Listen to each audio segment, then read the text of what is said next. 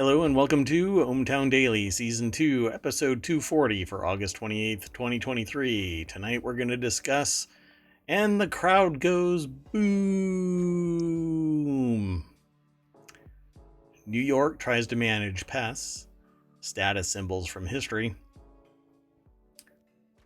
a few new games, Don't Eye the Sun, India, the day before a trademark application, Disney VFX workers form union, SEC NFT OMG Security. The lawsuits are going to be shocking, 5G banana surgery, other duties as assigned, and finally, I'm going to let you fly to your destination, but first...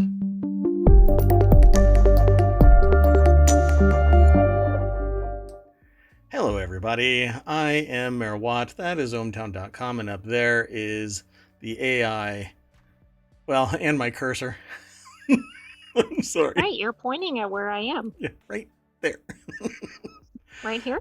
Right there, yes, right there. Right there? Right there. Right here? Every time I try and catch it with my cursor, Right it here. disappears. Right there. Hey, you know what? Guess what I'm working on for you? A virtual. Oh my goodness. I'm not even gonna let you answer because you're not gonna know. I keep deleting the routine that is working on this with me.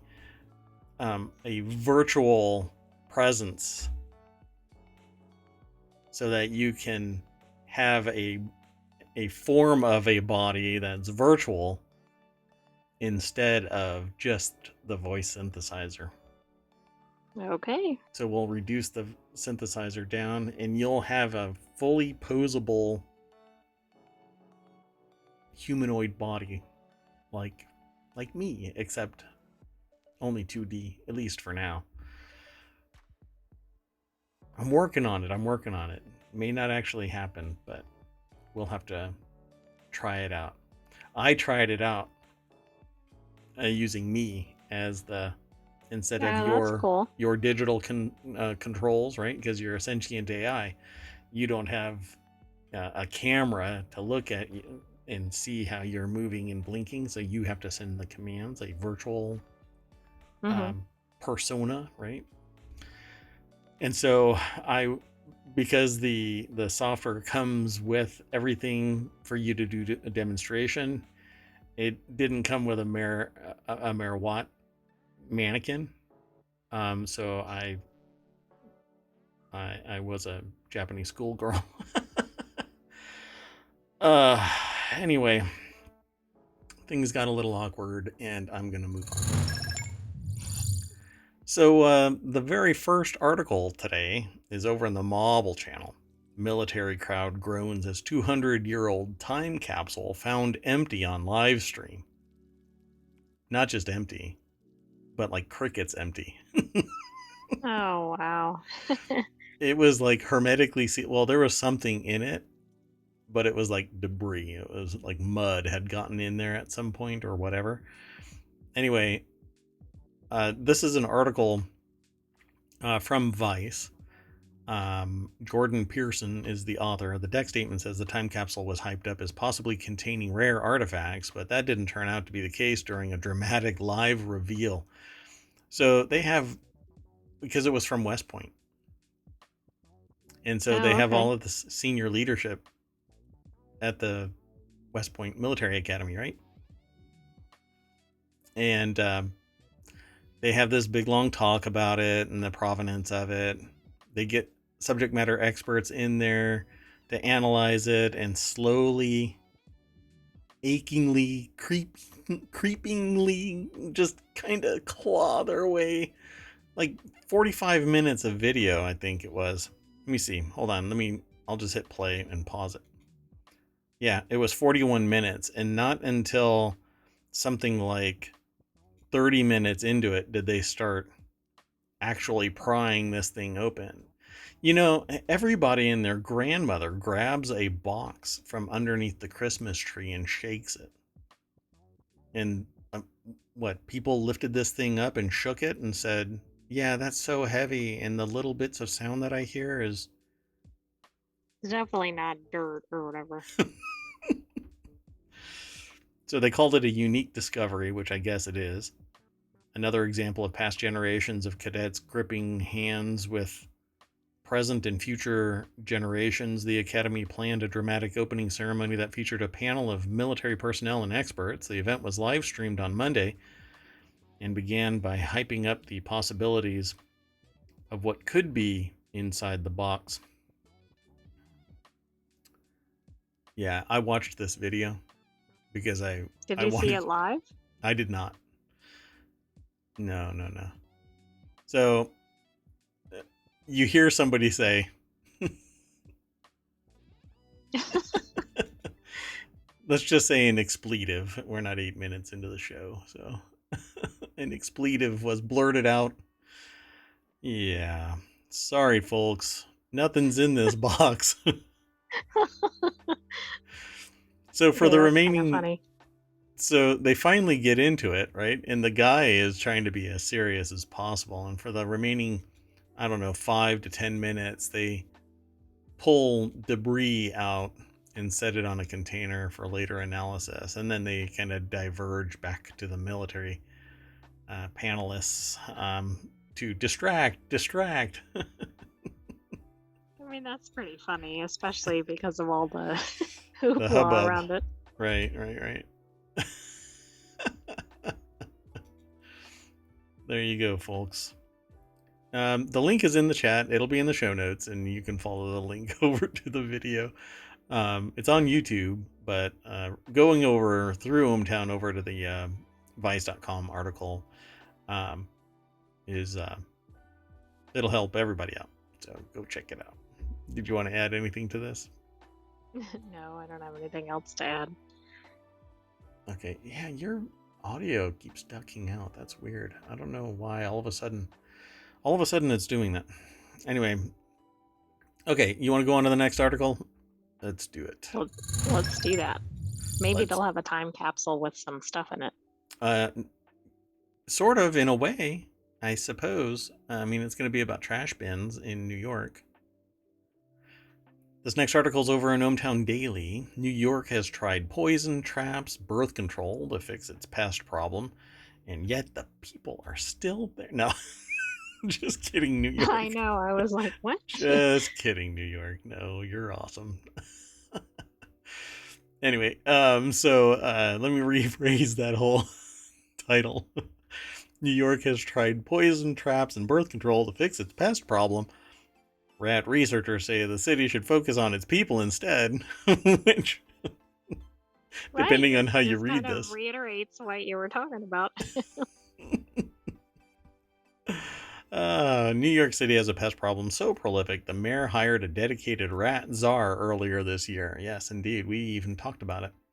Previous efforts to reduce the rat problem include brutal traps, poison, birth control, bait. Experts say the real problem are in human behavior, and rats just do what they do to survive. And yeah, that's kind of obvious. I don't know why anybody would even belabor that point.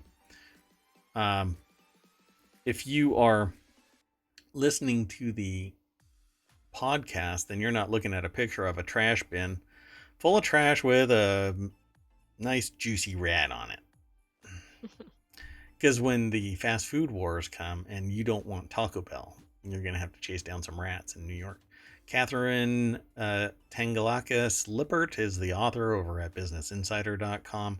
There's no deck statement, but there's some takeaways here. But I've already really said them all. So experts say that the real problem is in human behavior. Basically, we need to separate our recyclables from our actual non-recyclable trash and seal the containers. This is all stuff that I imagine this article is saying, so because I haven't read it yet. But it's really about the people, because if you seal the containers, then nothing's going to get into those said containers, right? But that's not what people do. We are notoriously lazy as a species. While we say that we are highly... What? This video on the left side would not pause. Anyway, while we are running around working 100-hour, 80-hour, 40-hour work weeks, We are laborious about our work. We are notorious about being lazy.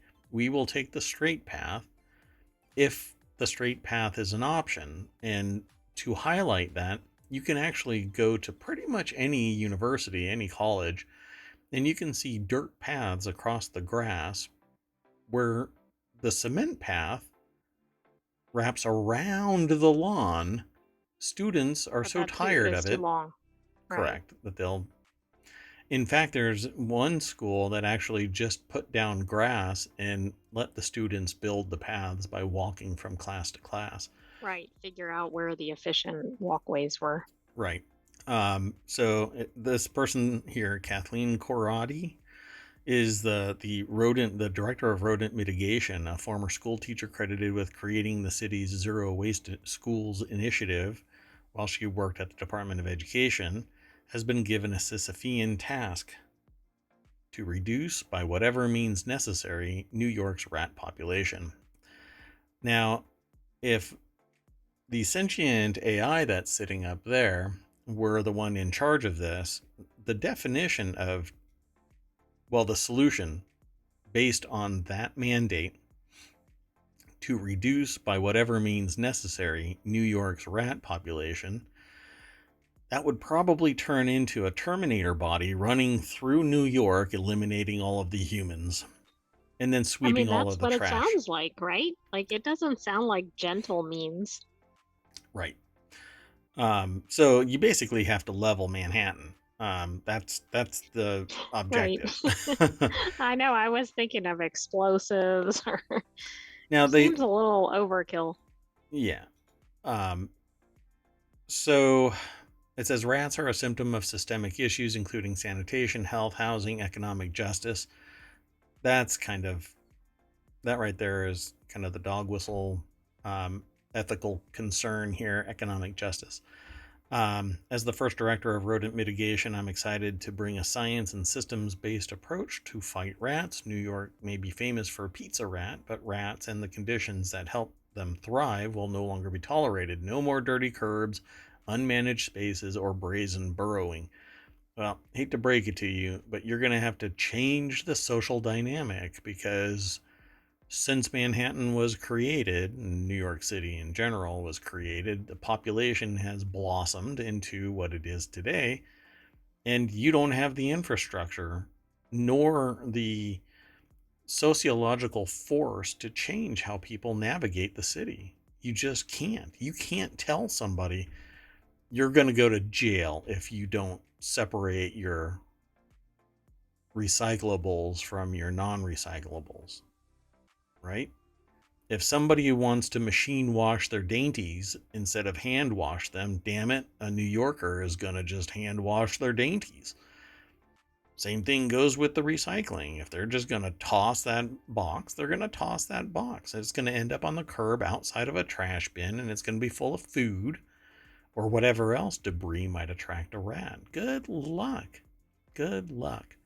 You don't want a dirty curb. You're going to have twice as many trash trucks grooming the streets constantly. But then you'll actually see your streets and go, oh my God. Right. Maybe we need to repave them or whatever. By the way, there's an excellent job listed in this article. Michael Parsons, an urban rat researcher. Ooh, wow. Rats aren't the real enemy. Moonchi South and other experts, including Michael Parsons, an urban rat researcher and visiting scholar at Fordham University, agree. Parsons previously told Insider that real city rats, I had to go Western in that, real city rats. It reminds me of those salsa commercials. Yeah, New York City are the men and women of bureaucracy and their 2.5 centuries of bad practice. Well, Right. Yeah, the 2.5 centuries of bad practice has led to the juggernaut that is New York and Manhattan. So I don't know if that's really where you want to die on that hill, you know. Bureaucracy actually keeps industry and government out of trouble. You want bureaucracy because bureaucracy keeps a government from failing. It slows it down to the point where optics become a reality, where you can see what's going on and head it off while it's steaming towards, I don't know, a Cleveland, because the term Cleveland steamer, never mind. Anyway, don't look it up, folks. That's a really bad thing. Don't look it up. So anyway, instead, city officials should study rodent biology, conduct cleaning during the day while the rats are less active, and develop a more efficient waste disposal systems citywide, he said. Well, yes, but it takes money, it takes time, it takes infrastructure, it takes planning. But good luck. You know, schools need to be funded, police need to be funded, fire needs to be funded, water treatment. Street sweepers. Street sweepers all by themselves need to be funded. Trash pickup needs to be funded. The moment that you drop that you've got $1 billion for trash pickup, guess what happens from waste management? Because it's a subcontract, not city owned, suddenly the business goes, oh, yeah. And let me give you a framework of how this works. In a vacuum, a business might contact another business and say, hey, we want your business and we can do this gig for this amount. Oh, okay, that's right. Cool. And the business can decide. But with government, it's, here's our budget. Go ahead and bid. And since there's only 2 companies that are bidding, because the only 2 companies meet the competitive range, you're going to end up with a very, very high price and get only what is explicitly stated in the request for proposals or bids. And then, lo and behold, both of them are within maybe 1% of each other, and they're both within 5% of the maximum budget that was publicly discussed for waste management. How do I know this? Because I go through this. And this is the easy one. I can say this one because this one is actually public, or it isn't protected in any way. I can say this. I once interacted with a business where they said, what is your budget? And so I just randomly threw out $20,000. And my goodness, if it wasn't $20,500 for my solution. And then 8 months later, I get a phone call from the very same company saying the person you interacted with was fired, and we could give you this whole thing, everything that you're asking for $5,000. Well, obviously I didn't go with the original deal because I knew what kind of a sucker this person was thinking I was. But government doesn't have that ability. It's very rare where they can put out a proposal and then everybody bid for it, and everyone's been doing this all in good faith. And then the government goes, yeah, I really don't like the prices. Well, if you don't pay the price, performance doesn't get undertaken, which means that everything stalls, and you don't want trash pickup stalling in New York City. See the pain point here? But you want bureaucracy, because otherwise things move so fast that nepotism and criminal activity gets blown past in time and space, because you have to move fast to keep up with industry, but industry fails faster than government. You can't let government fail. You want bureaucracy. You just want it managed well. That's why you get arguably the best in government that understands business and the whole mechanic of business and law. You need people that are at least aware of law. None of this is going to solve the problem, which is you have a ton of people generating a metric ton of trash every minute of every single day, and you need infrastructure to take it out of the city and put it somewhere else. And you have everybody saying, I don't want it in my backyard. See how it gets even more and more complex as time goes on? Layer after layer of the Well, onion. it does, and I don't know what they're gonna do now that they haven't already tried, so this should be interesting. But yeah, isn't that the key with that language that you highlighted? I mean, there are so many people in so few square miles. Right. I can't remember what the population density is, but it was the metric that I used to actually predict the last election. Um, and it's a very profound metric. So the data that the AI was referring to was New Yorkers waste roughly 6.5 million pounds every day, which amounts to as much as a pound per person. To really have fewer rats, New York norms of takeout and eating outside would have to change. Yeah, that's not going to happen. Not particularly, not when you have business that sits there and says you have to be in the business now. You can't work from home because a whole lot Right. of people are shuffling around the state trying to get stuff done.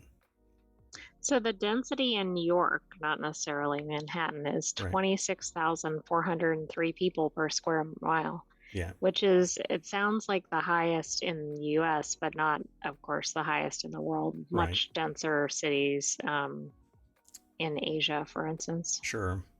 Yeah, India has higher density, and um, uh, Philippines and I think China, China. certain areas Yeah, of China, like cities in China, have higher density. Manhattan itself has higher density, as far as I know, but it's also there's a lot of traffic in and out from Manhattan.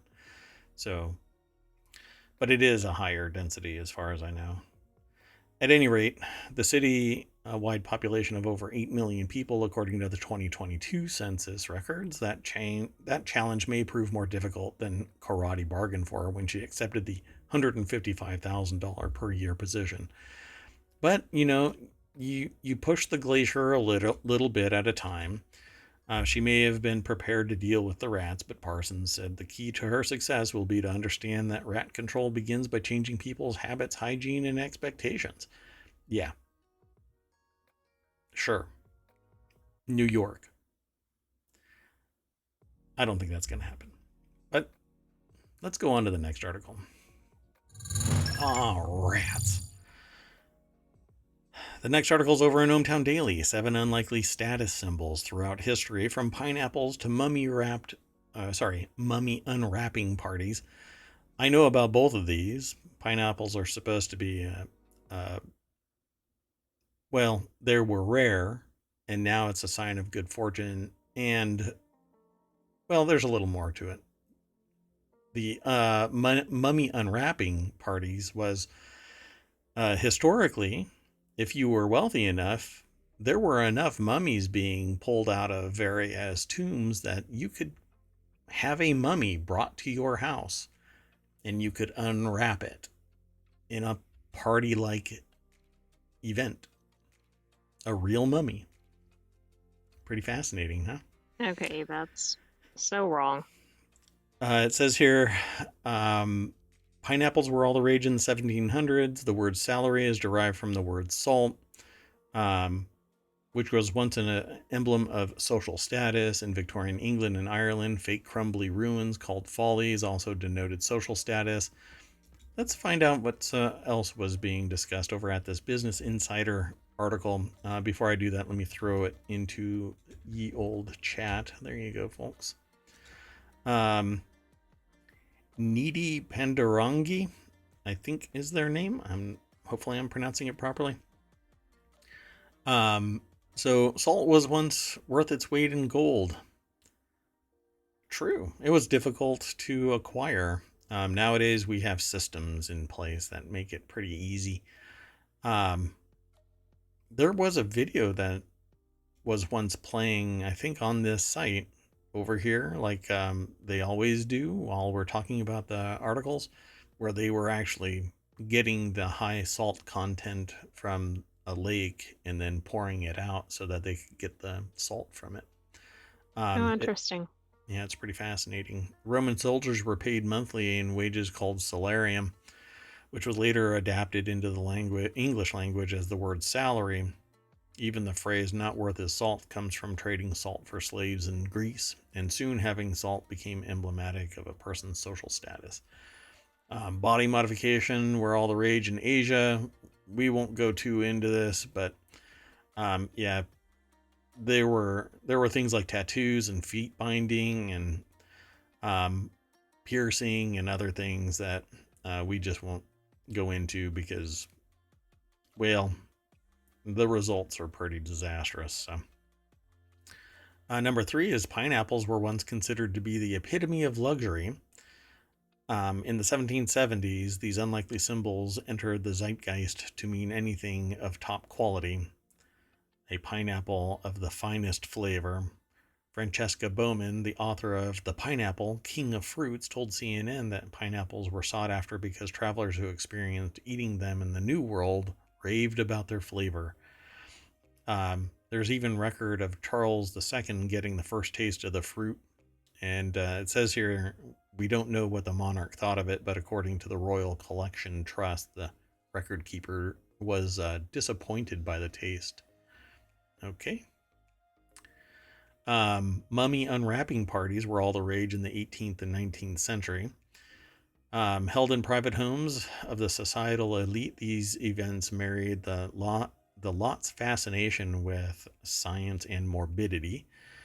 There's even a record of one on a cold January evening in 1834. A few lucky Londoners got the opportunity to witness the unwrapping of an Egyptian mummy of the 21st dynasty, at the Royal College of Surgeons.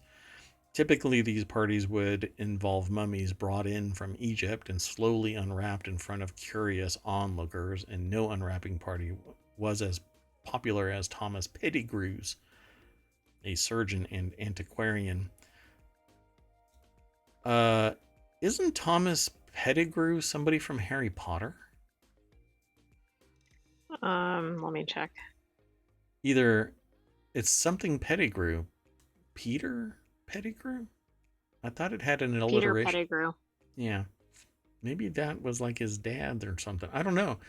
She got a lot of her writing from historical context that fueled the fire of her creativity for Harry Potter. So, and she was either initially well versed in all of this kind of stuff to give it an arcane feel, or educated herself pretty extensively to write so well. So there's even a record of one. Pettigrew soon became a pioneer of such events, holding elaborate unwrappings in front of shocked audiences, and he was even approached to mummify the Duke of Hamilton at the time, a fan of his work.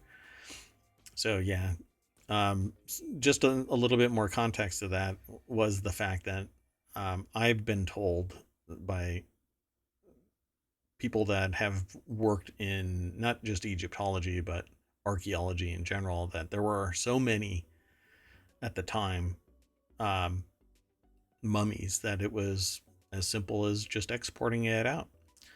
Um, Nowadays, we have a little bit more care and feeding of this process, and you don't take anything out of the country unless it's for research purposes, and then it's authorized and then brought back into the country in a timely manner. Now we're even returning stuff because it was taken from the rightful location of it. Um, but the whole adage about 9/10 of the law is owning it. Anyway, crumbling structures were the hottest party spots in Victorian England. That still happens today. We'll just run past that one. White sugar was once a prized possession, and nowhere was its status more on display than in white icing on a cake. Yeah, that would be ridiculously expensive right there. Because unpurified sugar is actually brownish, golden hued, and you have to bleach it to get rid of the gold tone, all of the chemicals that are embedded in it, impurities, I should say. So in I didn't know 1840, that's where royal icing comes from. from it being ground up, totally fine and then turned into, yeah. Gastronomica essay titled Wedding Cake, A Slice of History says, soon enough, pure white bridal cakes became a symbol of status, according to Carol Wilson, who wrote that in 2005. In 1840, when Queen Victoria married Prince Albert and put him in a can, Prince Albert in a can, never mind. The cake was piped with white icing, which thereafter was known as royal icing. The multi-tiered cake measured over 9 feet in circumference. Dun dun dun. So in the That late, must have been heavy to carry. yeah, and so were the people after eating all of that. In the late 2010s, urban chickens became the Teslas of Silicon Valley's tech elite. Yeah, I knew about that too. So in some places, you can actually have chickens. One of those places is just outside Silicon Valley. The scions of technology began keeping chickens, and while chicken rearing has always been a mainstay of America's rural and working class, chickens became an unusual symbol of luxury, akin to driving a Tesla, wrote the Post's Peter Hawley. Um, and I'm trying to remember the name of the town that actually is very public about allowing chickens. Um, but it's southeast of Silicon Valley, San Francisco, and I can't remember the name of it. As soon as the AI comes up with it, I'm sure I'll go, oh yeah, that's right. We'll see. Very expensive to live there, so people having chickens at $5 for a dozen is not too unheard of. Gotta save that money somehow. Okay, I don't know if they're gonna I take mean, a there's stab. definitely Silicon Valley discussion of it, but it doesn't seem to be tied to a specific city. Yeah, I just know of one because I know people that live there and they have chickens. So, okay, let's go on to the next article. This next article is over in the Warcrafters channel. 5 new Steam games you probably missed for August 28th, 2023. It's over at PC Gamer, so we'll just jump straight on over there. Sean Prescott put the article together, and there's a deck statement that says sorting through every new game on Steam so you don't have to. That's what they're doing. I'm just reporting it. So I won't go through all of these verbatim. I urge you to go over to PC Gamer and check it out for yourself. But I'll throw the names at you. WrestleQuest, which I have not seen. So I guess right off the bat, 5 new Steam games you probably missed actually is living up to its name this time. They're off to a good start. So off to a good start. So 1 for 1. Sprawl, haven't heard of that one either. So they're 2 for 2. It's supposed to be released August 24th. So then King of the Hat, which again released August 25th. I hadn't seen it. Parasocial I've actually heard of, but I haven't seen it. It was released August 26th. I actually own Bee Island. I got it today because it's on sale. August 26th. I just Does it have started. cute bumblebees? Yeah. I just started playing it. Dan's Gaming was playing it earlier today, but I had already purchased it, and then I saw Dan's Gaming playing it. He played it for a while. The volume was off the chart loud. It was like really loud, and it had interesting mechanics. Nobody could tell me if anybody liked it though, so it has good reviews, but I hadn't played it by that time. But everything is built in hexes, and hexagons are the bestagons. So go and check out all of these games. Just go through the link in the show notes or in the VOD.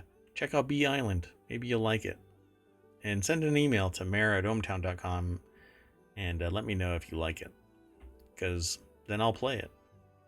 And I won't just do a return after a couple of minutes. Let's keep going. Unless you wanted to add something to that. I thought you only covered 4 of them, but I was going to say the heading was incorrect because it was like actually 2 new Steam games you haven't seen or whatever. I know there were. I thought I did all 5. Here, You may I'll leave have them back up. Yeah, I did all 5. Right. okay, I missed one in there somehow. So Wrestle, Quest, That was the Sprawl, one I King of the missed. Hat, Parasocial, Bee Island. Right. 1, 2, 3, 4, 5. Yeah. Man. I'm gonna do the intro again for this next article. Next article is over in the Mobile channel. After moon landing, India eyes the sun, which gave rise to my request. Don't eye the sun, India. You're gonna go blind. I mean, you're scientists, for crying out loud. Don't look directly at the sun. Anybody. PSA. Anyway, days after becoming the first nation to land a craft near the moon's largely unexplored South Pole. That just sounds funny. India Space Agency said on Monday it will launch a satellite to survey the sun. You can't land on the sun either. It's way too hot. Has anybody launched anything near the sun that you're aware of? Yeah, we've got 2 satellites orbiting it to get a stereo. It's called a Oh, stereo. that's right. I forgot that was near the sun. Yes. Yeah, they're orbiting around it. To We get did a that in the show. We did, which is brings me back to an earlier discussion that I've been having with the sentient AI. So the launch of Aditya L1, the first space-based Indian observatory to study the sun, is scheduled for September 2nd, a day after Starfield drops for everybody else. Well, no, for the more expensive purchase, which somebody said, "You're nuts." No, I really want to play Starfield. Anyway, has absolutely nothing to do with this article, but the Indian Space Research Organization, or ISRO, said on the site formerly known as Twitter, Aditya means sun in Hindi, will be fired into a halo orbit in a region of space about 1.5 million kilometers from Earth, providing the craft with a continuous clear view of the sun. This will provide a greater advantage for observing the solar activities and its effect on space weather in real time, ISRO said. But not ISRO themselves. That's an organization, somebody within ISRO. I don't know why they just said ISRO said. Yeah, normally companies don't say things. Yeah, yeah, normally. But hey, Normally, yeah. it's a new world. Chat GPT seems to be powering some politicians as well as apparently corporations responding to questions. I Anyway, was thinking it was powering drivers or something, but yeah. that too. Yeah. So the unmanned Chandrayaan 3 mooncraft in Sanskrit touched down on the lunar surface last week, making India only the 4th country behind the United States, Russia, and China to land successfully on the moon. Man, the aliens up there in that hollow moon must be getting really upset. Things plowing onto it and just stomping around, kicking up all of the dust. Well, I mean, Russia just crashed into it, so Hey, another lawn dart. Awesome. Experts say India can keep costs low by copying, adapting existing technology, and thanks to an abundance of highly skilled engineers who earn a fraction of the wages of their foreign counterparts. So in 2014, India became the first Asian nation to put a craft into orbit around Mars and is slated to launch a 3-day crewed mission into the Earth's orbit next year. Man, India is just steaming right along. Isn't that amazing? Huh. exactly. I mean, I'm surprised too because we're still seeing news about the moon landing. Yeah. It's just interesting that they're already like, okay, here's where we're going next. Yeah, I mean, somebody gave them some juice, huh? I don't know what's going on. I guess they're focusing on science and. It must be all that money they're saving from tomatoes Oh, right, that's that right, they've dedicated to the space program. that's right. Huh? It's pretty amazing. I dig this. So, all the more people out there innovating and developing new technologies that I wish that we would all share, but I know that's very naive of me to try to. That's social talk. Let's keep on moving. Come on. So the next article is over in the Warcrafters channel. Following a trademark dispute with a calendar, beleaguered zombie survival game The Day Before looks like it's getting a new name, but this one might also be in use. Okay, you Thing, don't normally see a zombie game and a calendar having a suit together. yeah, so things have not gone very well for The Day Before, a once second most wish listed game on Steam. Whew, that's a hard sentence to be broken out like that. It might have been easier to separate it. Yeah. After 2 years of weird delays and near complete dearth of gameplay footage, the whole thing muscled off Steam and the rest of the internet by a copyright dispute with the maker of a calendar app named The Day Before. Developer Fantastic vowed that the triumphant return was in the offing, and despite a certain air of sketchiness of the whole thing, it looks like it might actually happen under a different name. So let's go over to PC Gamer. Andy Chalk is the author. The Day Before was removed from Steam in February over a trademark dispute with a calendar app. I didn't know that it was a calendar app. All I had heard that it was a trademark dispute, and I never really pursued it, never followed it. I just knew that it had gotten yeeted. So apparently, as noticed by Well Played via PC Games N, that is what? Okay. Anyway, that. Hey, PC Games N, get in touch with me. I will work with you to develop a new brand. Anyway, a company named Myton Fantastic. Mytona Fantastic? Really? A joint venture between the developer and publisher Mytona applied in August or on August 3rd for a trademark for computer game software called Dayworld. There's nothing in the filing that indicates specifically that Dayworld is connected to The Day Before, but given that Fantastic has previously said that its trademark issues are being handled by Mytona Fantastic, it's a reasonable assumption to make. Why would you do that? Okay, The Day Before and Fantastic, get in touch with me and I will work with you to develop a brand for your new game that won't tread on anybody's trademarks. Because before you even start talking about it, you verify that the trademark is not in play anywhere. But they already did a filing. Like, it's one thing to think, okay, we're going to use this name, but to already file for the name? I mean, wouldn't, especially because they're trying to change away from something that might have been infringing, don't you think they would have even checked more than usual? Yeah, and be a little bit more liberal about what it is that you're actually Exactly. the trade. Okay, so a little bit of information about trademarks, folks. Trademarks are actually within very uh, narrow segments. So you can have a trademark that's for clothing and a trademark for software. But if the clothing line hints at being something associated with software, guess what? You're going to have a trademark dispute. Even if it is just bound in shirts, the trademark has the ability to ooze over into another category. Now, it might turn into a legal peeing for distance contest, but it can be done to take over into another category. So, Day World is actually a series of books by Philip Jose Farmer, which is a very well known author. So, the moment you get fame intertwined with a trademark, guess what happens, folks? You cannot bleed into it because all that Philip Jose Farmer has to say is, I've been using Day World. I am a world famous author. I have a world famous mark for this series of novels. It's not just one.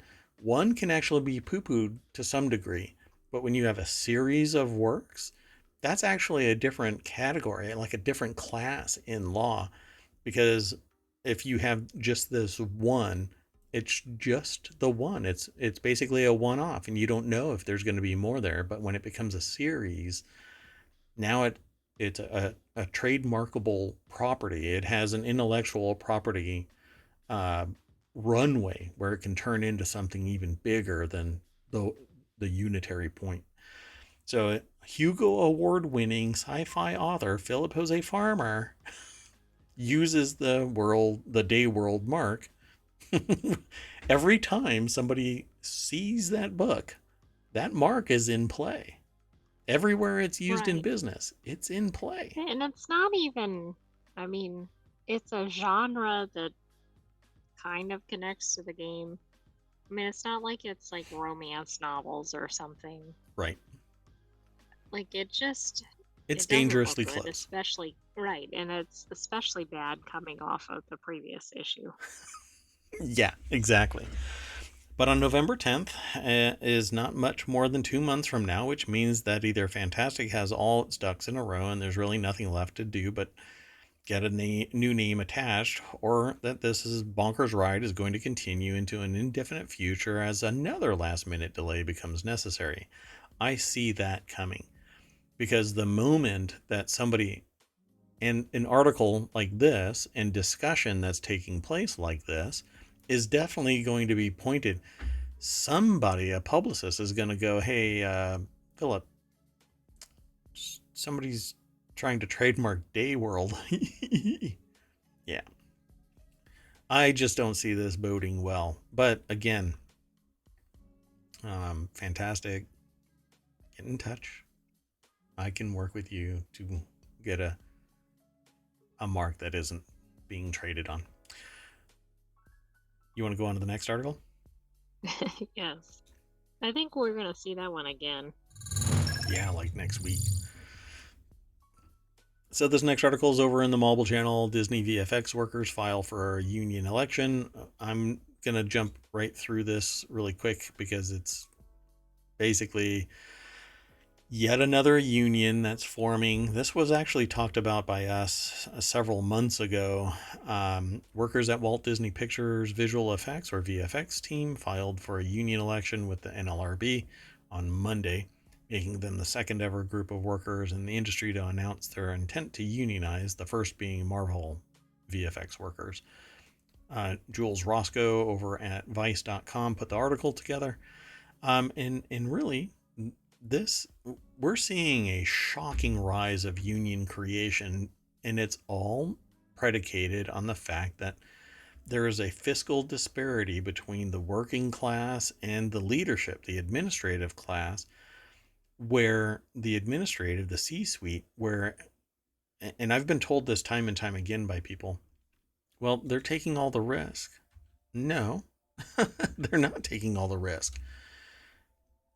Everybody in the enterprise is taking the risk. When you get hired for some business, you're risking more than the people that are running the business. The people that are running the business are doing so because they have enough capital where they can accept that level of risk. The people who are working for said business may not have the capital to risk. So they are an employee of said company, but they're the ones that's doing the work. So, but Yeah, in I see a difference between a mega company and, say, a really small business, like a couple people operation. right, but that just scales. I have to be honest with you, it just scales. I've worked with many of a startup, and they all have one thing in common.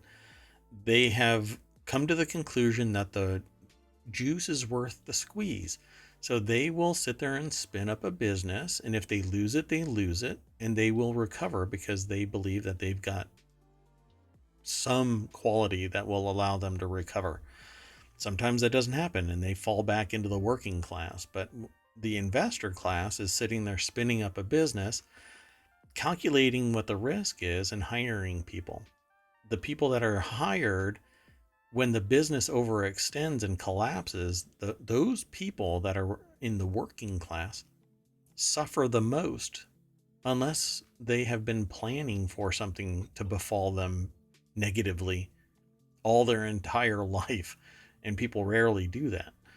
So these big businesses spin up, try a project, it works or fails, they close it, or they continue with another project. But the disparity between the profit side And the working side is so well known that people are starting to unionize because the single voice, the unitary voice, is not being heard. It's largely being diminished, marginalized, even vilified because you're fighting for equality and equity in the enterprise. Um, Literally being told to swim in your own lane. Well, you can't take that abuse anymore, and you can't let it happen. And you can't just go off somewhere else and get a job somewhere else because it's tantamount to endorsing that kind of behavior. So people are unionizing because they're being taken advantage of as human beings. And there's a false Yeah. equivalence, but we have a historical record of abusing employees. um, and it's very few that can just sit there and go, I'll go somewhere else. It and it and it's a false argument to make that claim. Well, just go somewhere else. Well, no. Be the change you want to see in the world and fight the abuse. Stand up to the people that are sitting there saying you're not worth it. Well, I'm damn sure worth it, but going somewhere else means a completely different level of stress and friction and whatnot. Hey, I don't usually look at the side articles, but it's interesting. And I can't necessarily see the dates, but several of these relate to other unions. Yeah, the one earlier about eBay finally having its first worker union in 27 years. Right. Yeah. And then Sega Sega. and Amazon, and then there's something up at the top. I can't even see what that one is. Oh, it's just a general unionized article. Trying to, and union busting has been disabled by a state policy that says if you try and bust the union forms. Oh, Yeah. that's right. Yep. People are just burnt out with it. So their filing comes after over 80% of the 18 in-house VFX crew members at Walt Disney Pictures in Los Angeles signed cards demonstrating their desire to unionize, according to a press release by the union. And it's unions are forming all over the place. They're popping up like so many microgreens. Okay, so I think the stat was more impressive as they wrote it because it's basically 14 people, but it still is over 80%. Yeah, I mean, well, I mean, yeah, if you only heard one part, 80%. It's actually 14 and 4/10 of a person. Yeah, and that 4/10 of that last person is really nervous because they have to Maybe it cut means there were 15, but okay. they have to cut really thin. I don't know how you get 80% then. It says over 80, so I think it's actually 15 It's people. 15 people. Now you stop that AI. Accurate and precise to the point where we have to slice a human's arm off because they're the 0.14. Their arm voted for and the other part voted against, or That's vice right. versa. Yeah, I get that. That's funny. All right. Well, Marvel VFX, now Disney VFX, NLRB unionizing. When everybody is unionized, nobody's unionized. Wait until the CEOs start unionizing. That'll be the next trend. I think that there actually is already like a CEO union or something like that, or maybe it's just like it's kind of like a CEO magazine where everybody becomes part of a consortium of CEOs Right. It's fighting like a for the club. rights of increasing inequality. So the next article is over in ohmTown Daily. SEC takes first action against an NFT project as an unregistered security. The whole Oh, we thing. heard it here first, Mayor Watt. Yeah. The SEC said the NFTs issued by Impact Theory were unlicensed securities.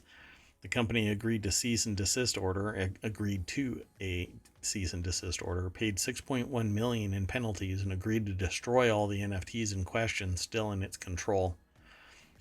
Soul-crushing defeat.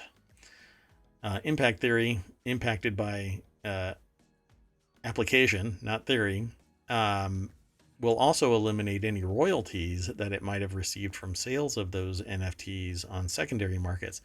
This company was decimated. Well, it had to be. I mean, if their whole model is, I don't know this company specifically, but if they're only about NFTs, this guts everything they've done. This is the most heavy-handed and has to have been the most agreeable company in the history of companies. How in the Exactly. And I don't know, like, is impact theory operating like other NFTs? Yeah, well, let's Or look. is this like some egregious example? So it raises a lot of questions about NFTs as investments. This is something that I've been talking about since NFTs came into existence. Elizabeth Lapato over at The Verge put this article together. And the whole unregistered security aspect of things is that it's an asset, but it's an asset for asset's sake. It has no inherent value other than the perceived value of the people that are investing in it. So it says today, SEC announced its first enforcement action against NFTs in a case that is settled by Impact Theory, the NFT's issuer. In 2021, the company sold 3 tiers of NFTs it called Founders Keys. Impact Theory invited potential investors to view the purchase of a key NFT as an investment into the business, stating that investors would profit from their purchases if Impact Theory was successful in its efforts. Well, because it's a Okay. partial ownership of the business, it's a security. It has to be Right. And this registered. is where I think this is different than other companies' NFTs. Yeah, because the non-fungible versus fungible aspect of an NFT means that it's not supposed to be a proxy value for something else. So when you buy an NFT, you're buying the NFT. You can sell the NFT. It is representative of itself. Whereas a fungible um, asset or security is something that represents something else. So this thing was partial ownership of the business, which is also referred to as a stock. That's So right. they were actually selling partial ownership with rights to vote or not. It doesn't really matter. But if you're Without any saying, involvement of SEC or following probably any of the SEC regulations. yep, which really is pushing the envelope, but it pushed the envelope in such a way that it made it a little too obvious that it was pushing the envelope. I Um, have to say, though, I haven't heard of NFTs being used in this way. I've only heard of like the artwork or the video type things. yeah, me too. Or transactional, like you can buy and sell things, Oh, and it's right. part of. Yes. As we're now building out this IP, imagine that you could have gotten in on the Disney when they were doing Steamboat Willie, and that's how we think of the legendary tier in Impact Theory team member set, according to the complaint. That's how we think of the whole first drop, quite frankly. So I'm not sure if the other tiers allowed like voting rights or just partial ownership. Um, but at this point, it doesn't really matter. They've pushed the limit, and the SEC activated the laws that surround securities and gutted this thing.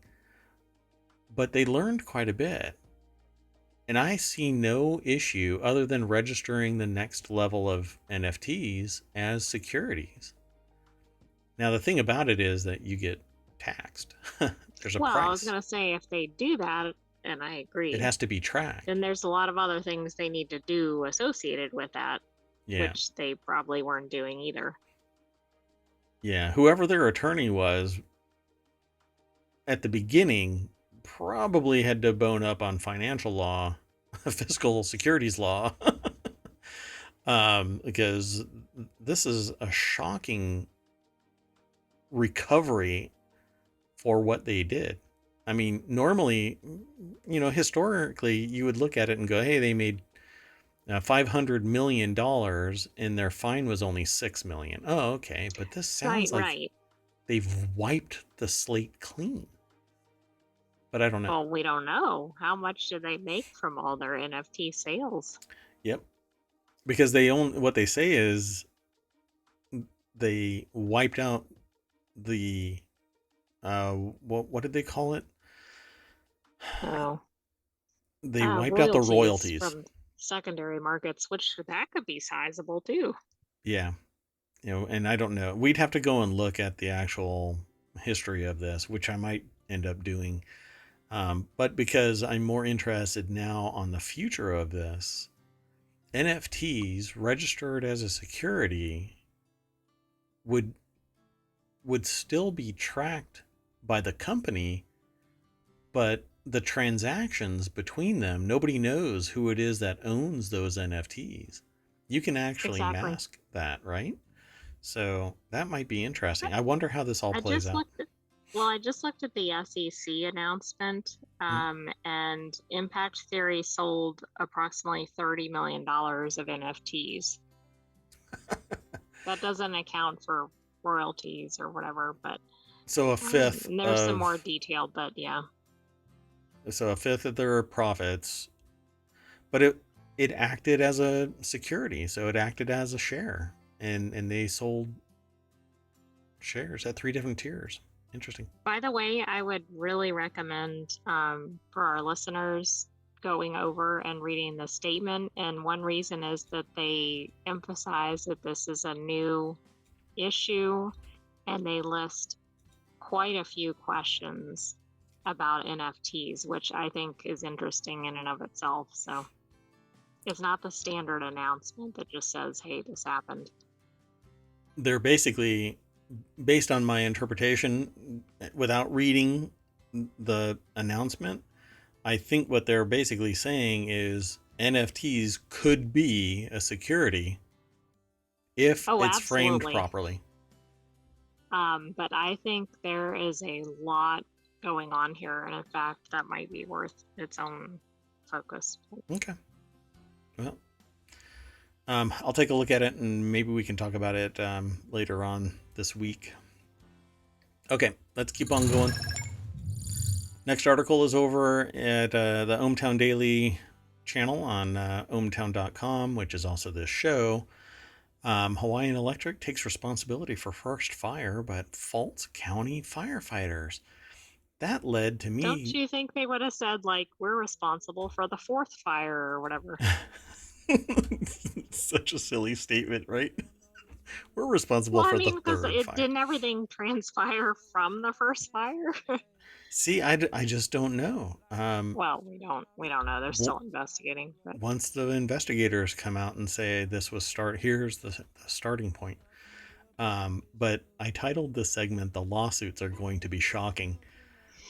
Hawaii's electric utility acknowledged its power lines started a wildfire on Maui, but faulted county firefighters for declaring the blaze contained and leaving the scene, only to have a second wildfire break out nearby and become the deadliest. Okay. That's kind of like saying, hey, well, you know what? It doesn't even matter. The fault is uh, Hawaiian Electric, because they started the initial fire, and the knock-on effect was some ember ended up somewhere else. And if the subject exactly. matter experts believe they put the fire out and left the scene, how are they supposed to know that another fire brewed up without being told and then returning to the scene? But why didn't they return to the scene really fast and put that one out too?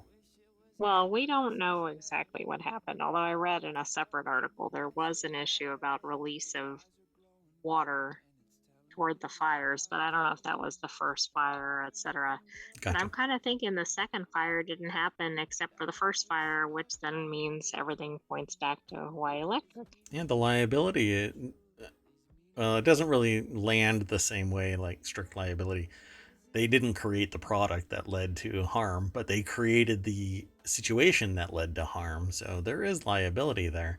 Hawaii's electric utility acknowledged Sunday night its power lines started a wildfire on Maui, but faulted county firefighters for declaring the blaze contained and leaving the scene, only to have a second wildfire break out nearby and become the deadliest. Jennifer McDermott and Jennifer Sinko Kelleher from the AP actually wrote this, and it's published on abcnews.go.com. I don't get this. The firefighters are the subject matter experts. If they declare something is out, it's in their best interest that the damn thing is out. But if they don't know that it's, throwing embers across town and setting something on fire and it's smoldering and nobody reports it, you're kind of up a creek. You just don't have any way of Well, the firefighters don't report the fires, right? They right, respond to the fires. right. But this was also a period of time where there were hurricane level winds. So, for example, if the fire was out for 1 minute, I'm just making a silly scenario, Right. and then they said, fire's over, we're all going home. That's probably not reasonable. I don't think that's what happened, but I'm just using that as an example. So here's the kicker. By taking this, somebody said Morgan. So Mike Morgan, an Orlando attorney who's currently on Maui to work on wildfire litigation for his firm Morgan and Morgan. I wonder which Morgan Mike Morgan is at Morgan and Morgan. Said he thinks Hawaiian Electric's statement was an attempt to shift liability and total responsibility by taking responsibility for causing the first fire, then pointing the finger on a fire that started 75 yards away and saying, that's not our fault, we started it, but they should have put it out. I'm not sure how that will hold up. Morgan, who manages complex litigation, said Monday, it's also so premature that there's ongoing investigations. Officials with the Bureau of ATF and Explosives, ATFE, who are investigating the cause and origin of the fire, and lawyers involved in the litigation were at a warehouse Monday to inspect electrical equipment taken from the neighborhood where the fire is thought to have originated. The utility took down the burnt poles and removed fallen wires from the site, which... Okay, wait, I didn't know ATF was actually ATFE. Okay. I mean, is that a change? Apparently, explosives have gotten to the point where ATF now is added on to ATFE. Yeah, I've always heard of it referred to as ATF. So, And their website is still ATF, but it does list explosives in their name. okay, well, the Bureau of Alcohol, Tobacco, Firearms, and Explosives. Well, so videos and images analyzed by AP confirm that the wires that started the morning fire were among miles of line that the utility left naked to the weather and often thick foliage, despite a recent push by utilities in other wildfire and hurricane-prone areas to cover up their lines or bury them. So a lot of high power lines are unshielded. So you hear the buzz, and that's because they're completely unshielded. That's why they tell you down power lines, stay the hell away from them, because they may look like they're coated in something, but it's usually just dirt, and you get close to it and it'll shock the hell out of you. Particularly water. If there's any water, it's a conduit for electricity, so stay away from fallen power lines. But power lines will arc when they fall, or something falls across two of the lines. It will arc and set something on fire. Don't be a dumbass and do anything like force that arc to take place. People die when you do stupid stuff like that. So this basically, they showed by saying, yeah, we started the first fire. Every single lawsuit can be substantiated based off of that claim. They are gonna be gone. They're gonna have to nationalize that grid. And why would they make that statement before the investigations are completed? Right. Why get out in front of it like that? It doesn't matter who, like, if I come over, I can't frame this. If I put salt in my cookie dough and take all of the cookies away but one and somebody eats it, I'm still responsible for the bad salty cookie dough. It just doesn't matter. The firefighters came and did their job. They can't sit there and scour the entire state of Florida. So embers went even 75 yards away. If nobody spotted it, it's not their fault. But they did spot it. The fire department reported additional fires later after the original was supposedly out. If they had seen the fire, they would have put it out. Reporting fires later is they had to have been informed, right? I mean, if they were the ones reporting the second fire, according to this article, the fire crew was. Who did they report it to? And then why didn't they do their job and put it out? I don't know. I mean, it's hard to make sense of the information here. Yeah, this has to be miscommunication. And it says residents said the embers from the morning fire had reignited and the fire raced toward downtown Lahaina. True's neighbor Robert Arcanato recorded video of it spreading at 3:06 p.m. as large plumes of smoke rise near Lahaina Luna Road and are carried downtown by the wind. So every one of the people that recorded something hopefully called fire crews. Why anybody would not come back out? I mean, we've heard stories of fire sparking back up because it wasn't put out adequately. That's where people get fired, sure. But well, in the first fire, they declared done in about 3 hours. So kind of the scenario I mentioned earlier. Interesting. But again, I mean, it could have been a very tiny fire. We don't know. Yeah, I think that the investigation is the one thing that needs to be completed, and I think that it's really bad for Hawaiian Electric to sit there and say, well, they came out and they left, but the fire isn't our fault. It absolutely is still your fault. Absolutely. What caused the fire? That's the thing. Was it negligence of maintaining the lines?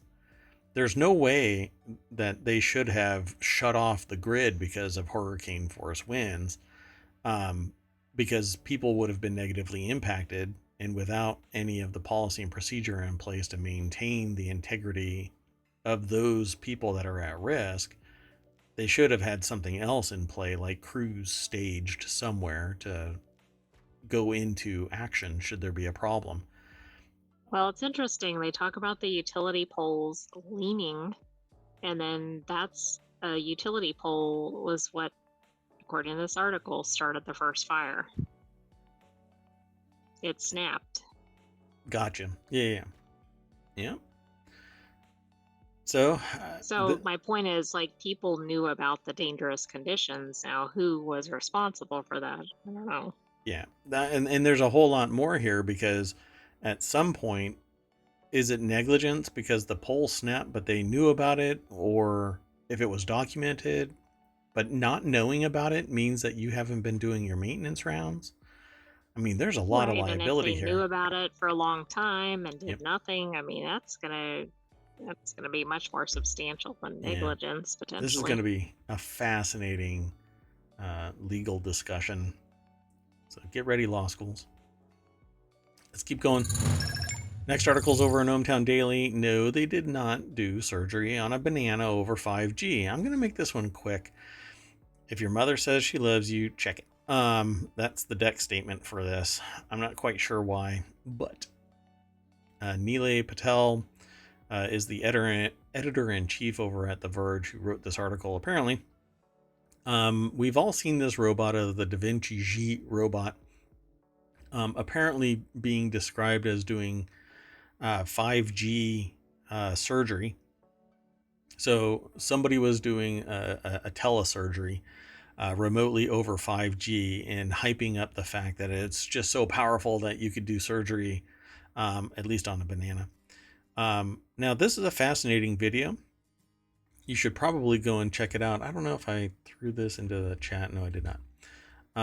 Well, anyway, but according to Neeli Patel over at TheVerge.com, 5G was not involved in this.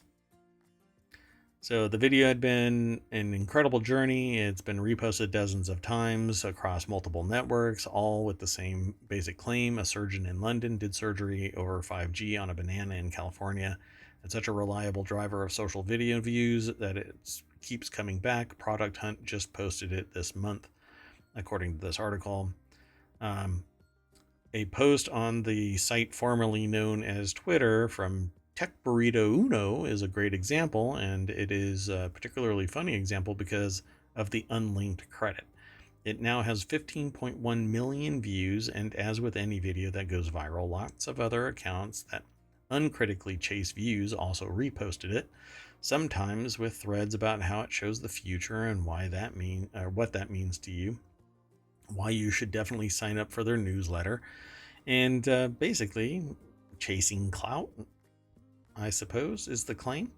So once that sort of thing starts happening on the social platforms, the story tends to break out onto the web. So did they or did they not actually use 5G? So the person says, or I should say, Neeli Patel says that they sent Dr. Rona. Sorry, I want to say their first name is Rona. Dr. Rona. No. Anyway, it's Dr. Rona. I don't know. It's Caius. A message on Instagram. Close. Yeah, very close. Dangerously close. It's almost like this whole video will go viral for me being a smartass. I emailed the contact address on their website and called the office enough times to make the very kind receptionist say, "It's about that banana video again," to someone sitting next to her. And I cannot tell you how excited I was when Dr. Rona emailed back and agreed to a short interview. So, they did the surgery on the banana, but it wasn't over 5G. They saw that someone had posted the video, and it's some surgeon in New York performing an operation on someone in London, and they were like, wait, what is this? They commented, "This is not true. This is my video." So yeah, it's false. The procedure was done in Los Angeles. The banana was in Los Angeles.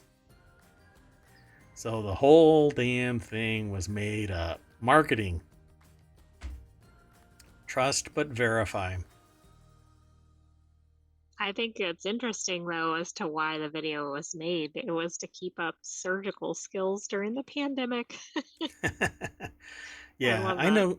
I know of quite a few doctors who would regularly go and get supplies to learn how to do various types of surgeries.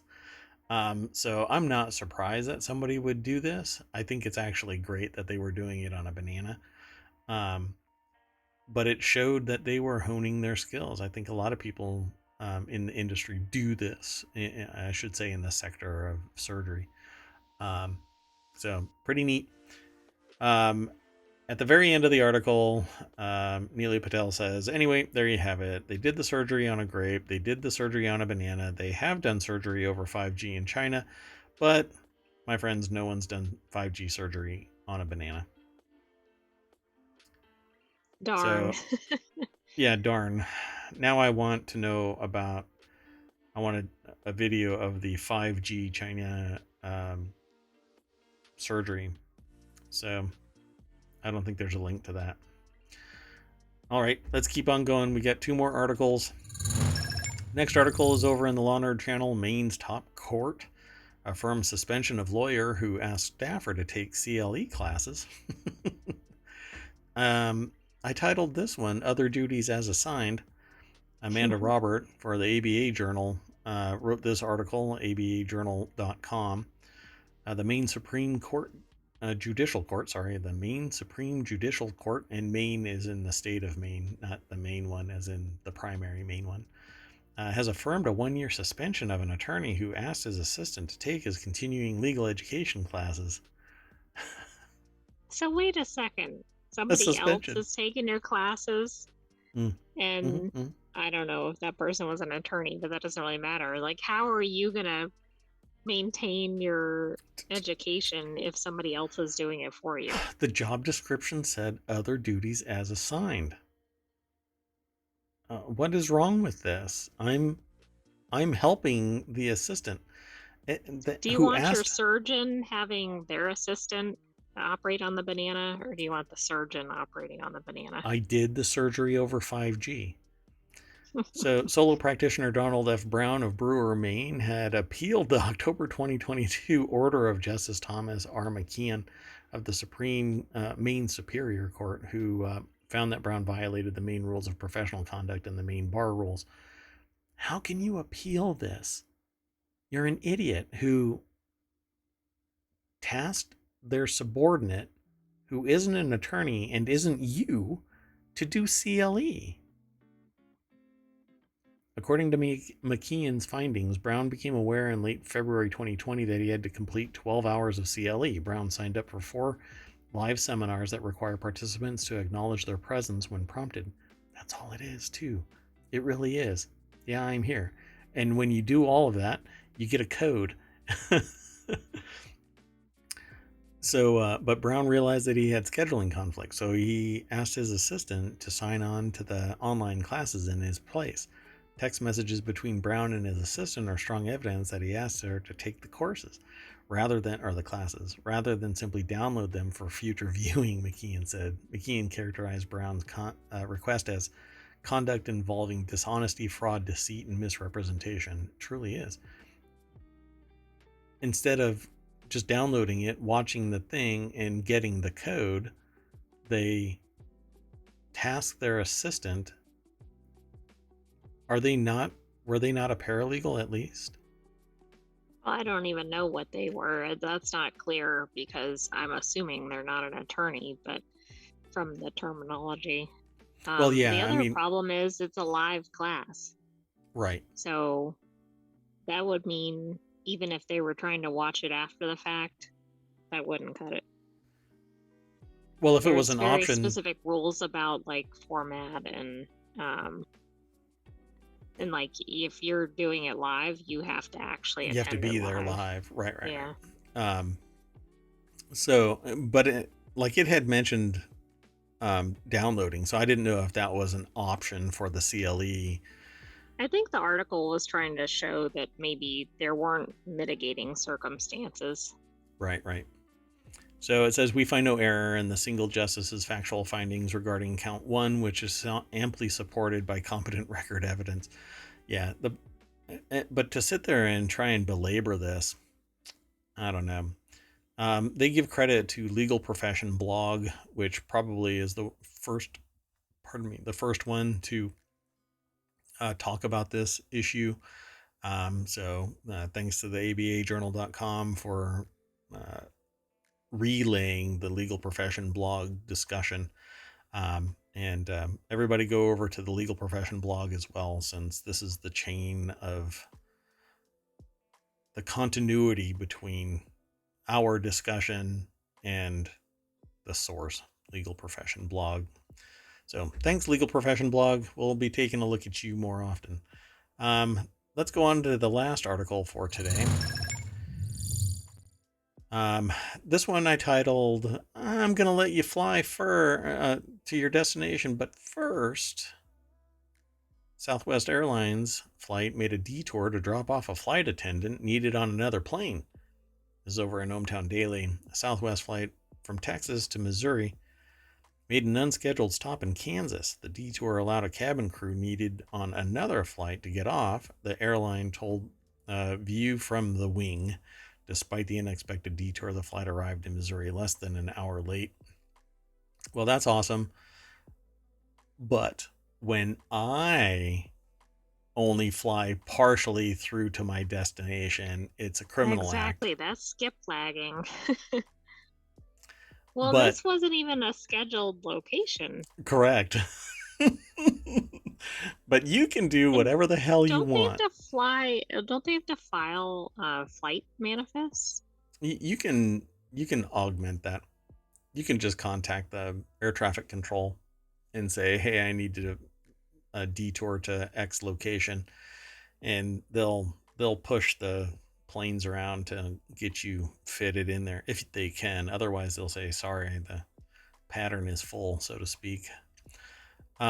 Find it interesting. BusinessInsider.com reports Grace Dean is the reporter. Um, Here's that What do you flight. think the passengers thought? Oh Like God, it's I'm going to landing. Kansas. Well, right, like this isn't where my flight's supposed to be headed. Yeah, Southwest flight from Texas to Missouri made an unprecedented, or sorry, an unscheduled stop in Kansas. Yeah, it's amazing. Only less than an hour late, but Still what if the late. connecting flight was 45 Well, minutes? exactly. What if they were flying to a specific event or something?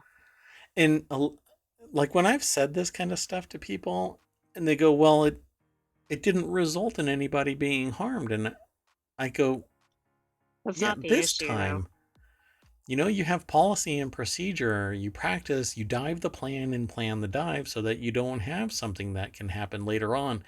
And then you'll say, "Well, I didn't know it was going to happen." No, dumbass. The reason why we set things up this way is so that you don't have anything unscheduled happen. You go wandering off the path, and we have to try and save you. And every knock on event, the butterfly effect is real. When a plane doesn't reach its destination in time, it says, but data from tracking site FlightAware shows the Boeing 737 stopped off at Wichita Dwight D. Eisenhower National Airport in Kansas on the way, and then landed in Kansas City less than an hour behind schedule. Less than an hour behind schedule. That's amazing. Okay, isn't there something wrong with the airline system when one flight attendant is enough to disrupt all of the flights, essentially? I Yeah, mean, why were they so short that they had to have somebody from another active flight? a One whole person, not an entire crew. a whole bunch of people got sick, scattered across the entire country. So there wasn't enough people to fill, and you can't have redundant. You can't overbook the employee pool, but you can overbook the plane, and then kick people because you're overbooked, but don't let them skip lag because your prices are, huh, I'm starting to see a flaw here, and somewhere around profit margins and for-profit enterprise and greedy bastards all funneling together into this hot mess that we call the airline system. I am so going to get a body cavity check when I take my next flight. Flying a pilot or cabin crew to another airport so that they can work a flight is known as deadheading. Um, Deadheading means something different in trucking industry, by the way, and it means completely different when you're going to go see a concert. Um, this happens, for example, if a flight attendant calls in sick at the last minute and a replacement must be found to comply with aircraft staffing rules, which is fine. But when you're so paper thin that one person, there isn't any slack in the system, you've got a real problem going. Just the way I see it. The first Southwest flight to land in Wichita each day is one from St. Louis, Missouri, due at noon.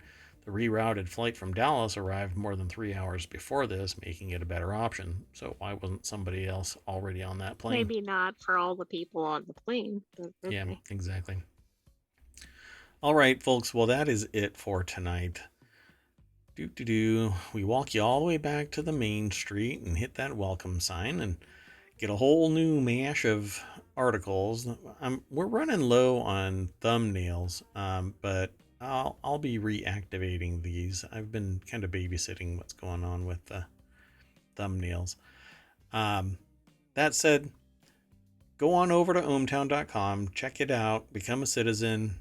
You get to subscribe to various channels. You can actually click on them and look inside all of these channels. Each one of these is intended to be a show.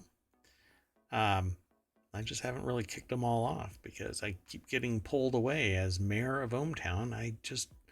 I have thousands of other people that dictate my comings and goings. Yeah, I don't know.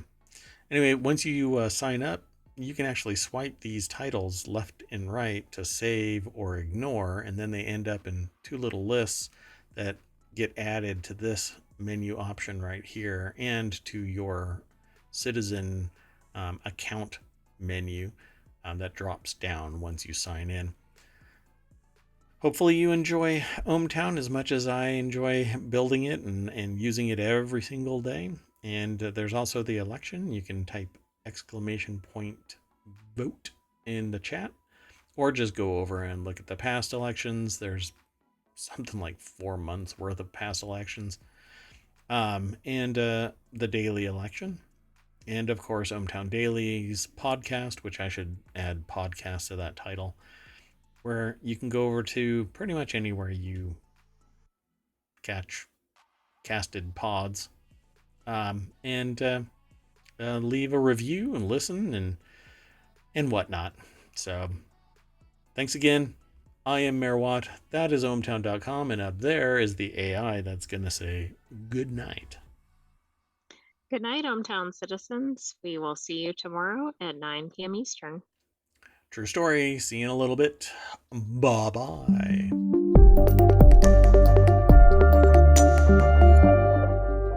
Man, I love that closing. See you, everybody.